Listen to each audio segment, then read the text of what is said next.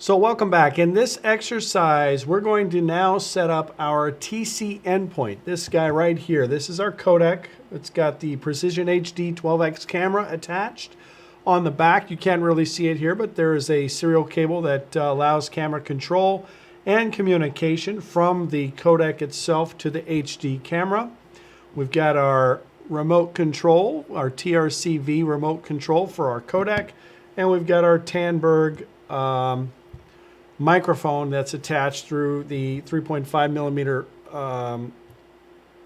jack that's on the codec itself. Now the SX20 is a quickset endpoint. It's, as you can essentially see here, a desktop endpoint. It's got some outputs on the back, a DVI output. It's got some video inputs as well as an HDMI output. And this particular unit has an external video camera output as well, but in this particular case, we're simply using the HDMI output. We've got it connected to an LCD panel, and we can see the desktop for our LCD panel for the device. The top bar, we can identify in the top bar that the address is 10.1.110.102, but even though the codec is connected to the network, it's not registered in Cisco Unified Communication Manager because, well, we simply haven't set that up yet. So we do see not registered, much like you would see on a unified phone.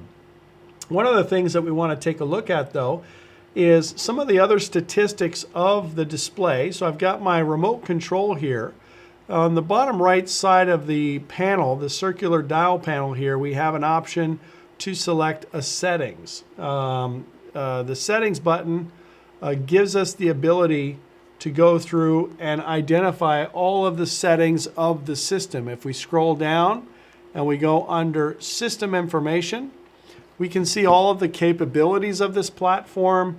We can see the IP address information, the H323 configuration, the SIP configuration, much of which is not configured because we simply haven't registered this endpoint to Unified Communications Manager. But we see here the IP address of 10.1.110.102, which means that we can now connect to this device. We see the product ID at the top, CTS codec C60, and then some other relevant information with the system itself. So let's go ahead and go back to home. And let's log in to this codec through our web interface. I'm going to go ahead and put in the address of the codec itself. We'll get our main screen. We're already logged in. Let me go ahead and sign out. This is essentially what the screen is going to look like when you're authenticating to the codec. We actually have done some basic configuration on this codec before. We did a discovery lab where we kind of went through all the different codec settings and all the different options that you have within the codec. We set up a little banner. But now we're going to go ahead and authenticate to our codec. So we get to our main screen. We can see the address here, 10.1.110.102. As we saw before, this codec is licensed for premium resolution as well as natural presenter. We have the software version, the serial number, the actual product ID, and our H323 and SIP configurations. Now we've already gone through somewhat the discovery of the codec and how to navigate through and what all these different menu options represent as part of our configuration and discovery. So we're going to look to do a very specific configuration in this case. Now one of the general recommendations for when you access these codecs for the first time is to ensure that the administrator password is changed. By default, in codecs with a certain version of software and greater, the default password is blank. So you certainly want to change that because anybody can discover this codec on the network and then they can go in and start to modify configuration or change settings. So we set our password to Cisco123. We've already actually done that, but let's go ahead and show you where we can set that. We can do change password under here, or we can go into our configuration and edit our end users. So if I go under configuration and go under user administration, select the admin user, and I have the option to change my PIN as well as change the password. So Cisco123, Cisco123, click change password, and that will give us the opportunity to change that password. So we changed it from the old one to the new one, which in this case was the same password because we had already done that. We can also go directly under the account that's logged in and click change password from this screen, where it will ask us to confirm our original password and then go in and set the new password for the codec. Remember, it's very important to note that if you want an administrative account, all of the roles that are assigned to that user, if you're creating a new user for administration, all the roles assigned to that user have to be applied. Otherwise, you're going to see some restrictions on what that particular administrative user can do or what actions they can perform. The next thing we want to do is we want to go ahead and ensure that we can connect to this device through SSH, not Telnet, and we need to make sure that our network services are enabled. So we're going to go under our configuration and under system configuration, and then specifically under network services. So configuration, go into system configuration, and then again we'll go under network services. Now under network services, we're going to have the option to configure quite a few services on this platform. Most of the services that are enabled by default are going to work for us in our environment. One of the things we want to make sure of is that Telnet mode is off, so that when we're connecting to this device, it requires an SSH connection, which is a secure shell connection, meaning that that administration, that configuration is going to be authenticated and encrypted during the session using AES encryption. So that's a very important aspect. Telnet is turned on by default. We want to make sure that Telnet is turned off on this particular codec. Next, we can go ahead and actually use PuTTY or some other terminal application to establish a connection to the IP address of the SX20. This will give us our command line access. So I can come out to my terminal application. Let me go ahead and close this out. And let's open up our PuTTY session here. We already have our codec information saved, so I'm going to go ahead and click on that. And I will get my login. This is the same login that we use for the GUI interface, which tells us or allows us to authenticate as an administrator. So as an admin, I have the ability to start configuring some of the aspects of this codec directly. Now, if you recall, there are several different types of commands that we can run in this codec. We can run status commands to see X status. If I were to type X status with a question mark, I can see a lot of the different status messages that I can capture. System unit, standby, security, diagnostics, presets, whatever they might be, I can take a look at these different configurations.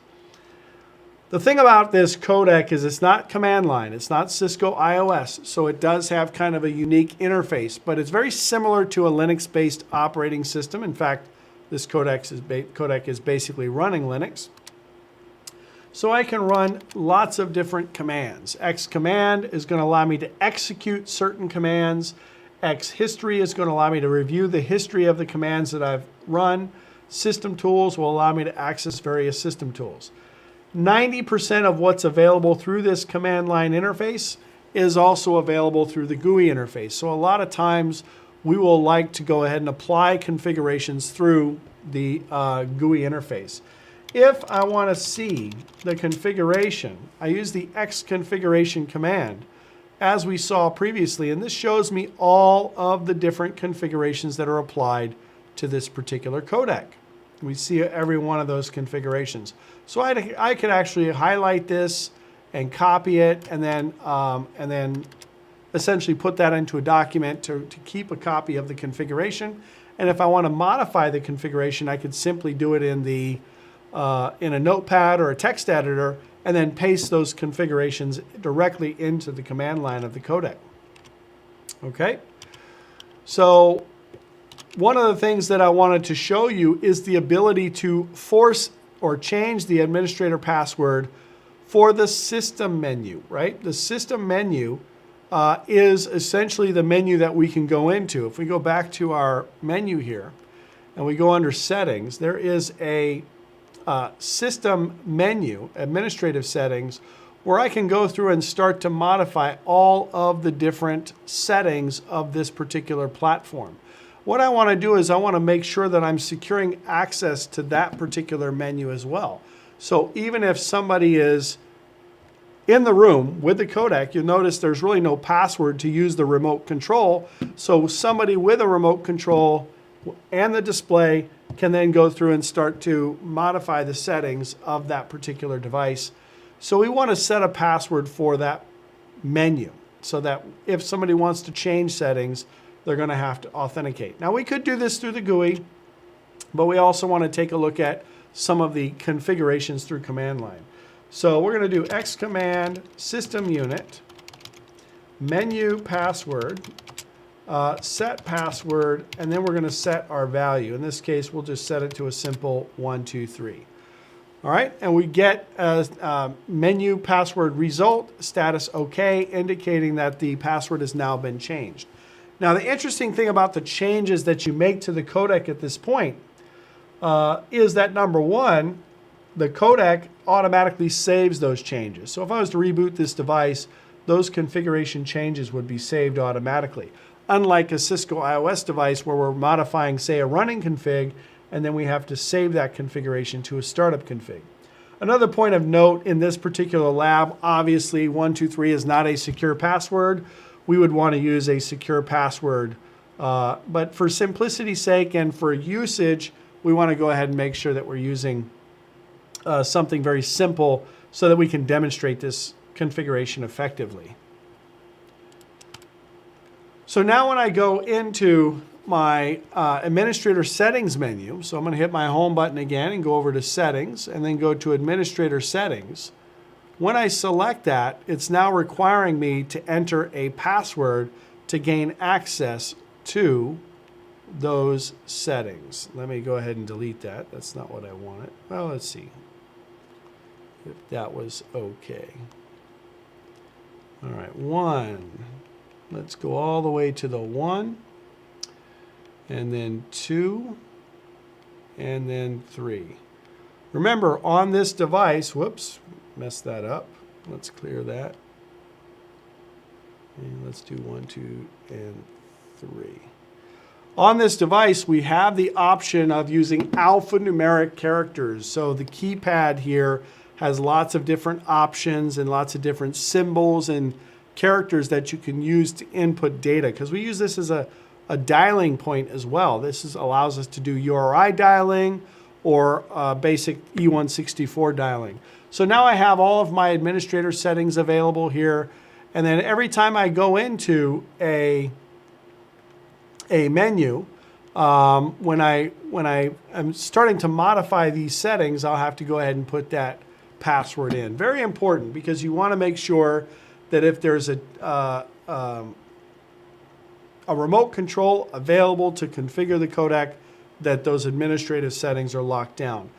Let's make another note here. We see it on the slide. It says when you have a Cisco telepresence touch device, that's the 12-inch panel that you can plug into this device to control the codec, you cannot use the remote control.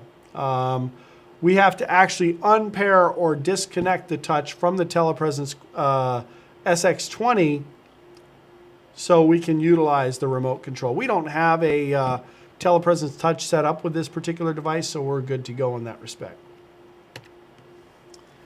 Our next task in this exercise is to implement the actual endpoint. So we're now going to integrate this endpoint with our Cisco Unified Communications Manager environment. We could connect this telepresence endpoint to VCS using a SIP trunk, but in our case, we're going to go ahead and make it simple and allow Unified Communications Manager to control this endpoint as if it were a telephone, essentially, with a lot of other capabilities. So we're going to go into configuration, system configuration, and video. We want to go ahead and turn that self view to on. So let's go configuration, system configuration, And let's go under video, video. And the self view, we're going to go ahead and turn that to on. Looks like that's already been set up as our default. If we wanted to turn off that self view portrait, we could turn that off from here as well. In addition, we want to go ahead and set up our camera as well. We've got a Precision HD 12x camera attached to this endpoint. Operates very well in a very large environment, gives us a lot of flexibility. It's not the 2x or the 4x camera, so a lot of flexibility and a lot of control over the lighting conditions and the configuration options on the camera. But we're going to go ahead and modify some of these settings just to give you an example of how these settings how these settings can be adjusted and what the impact of changing these settings might be. So let's go under configuration, system configuration, and cameras. We see camera 1. Camera 1 is this attached camera. We've got several different options. The power line frequency, 60 hertz or 50 hertz. We talked about that previously. And then all of the individual camera settings, flipping the camera, changing the focus mode. If it's a fixed focus, we want it to operate as a fixed focus camera or an autofocus camera, and so on. So a lot of the settings that we're going to set up, we're going to go ahead and ensure that the backlight is on. We're going to ensure, actually in our case, we want the camera to get an address from DHCP. We're going to set auto focus mode and auto flip, and then we'll also specify mirroring. Before we do that though, let's go ahead and adjust some of these settings. So let's change some of the parameters. We're going to change the backlight to on. Let's go in here. Backlight is going to be on because we have a lot of light in the background here. Change the mirror mode to on. And let's see, change that mirror mode to on. All right. Let's change the brightness level to 25. Now, typically the brightness level is going to be set based on an auto configuration. We're going to manually set it to 25 in this case, so we have to save those settings. And by the way, I want to point out again, by saving those settings, we're essentially saving the configuration. We don't have a global save option with these particular codecs. Let's see, let's change the gamma level to 6. So we're going to go under our gamma level and simply enter our number of 6. 7 different gamma level settings, by the way. And you will tweak these settings based on your environment and how everything looks in your environment and how it looks for your particular configuration. White balance, we're going to change that to level 1. Actually, level 15, excuse me. And then the white balance level, interesting. Oh, the display temperature. So we're kind of looking at whether or not the display temperatures are changing.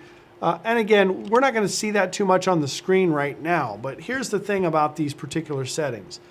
You can go in and tweak these settings as long as the environment that you're in, as long as the environment that this codec is installed in is static in nature. In other words, the paint colors don't change, or the room ambient light temperatures don't change, or light levels don't change. Whatever it is that you're setting these parameters to for the codec to function normally, we want to make sure that those settings are effective all the time. Otherwise, auto might be a preferred choice. So in this case, white balance we can adjust to say 15 in this case. We have 16 different white balance levels that we can set, or we can set it back down. Let's just set it as 2 for now. Later on, when we start to play around with the actual video feed, we'll be able to see some of these settings and how they affect us in our performance of our camera. All right. So these are the settings that we were just adjusting that I had previously shown you. Now, the echo control is normally set to on. The whole point of echo control is, of course, to prevent any far end from hearing your own audio, so your reflection of your audio. So when we select echo cancellation, we just simply want to make sure that we enable that feature. 99% of the time, that echo cancellation feature should be enabled. All right. So we go under configuration and audio, and we can already see microphone mute enabled. That means that this button gives us the ability to mute the microphone. We saw that on the display. The default volume level of the microphone, we can adjust that based on the size of the room or the type or the location of the microphones themselves. And other settings like keytones mode allows us to identify when keytones when buttons are pressed, ring mode, and ring volume. Now, if we want to verify that a microphone has echo control on, we need to be able to go into that particular microphone. Now, in this particular case, we don't have the option here to see this because we don't actually have an external microphone attached to this codec. We have the incorporated microphone attached to the codec, so all of that is controlled internally. If I did have an external microphone attached, I would be able to set all the microphone levels, like the line level, whether it's on or off, whether the microphone is on or off, the mode for echo cancellation, and so on. So unfortunately, in this particular case, due to the type of microphone that we have attached, that's not going to be an option.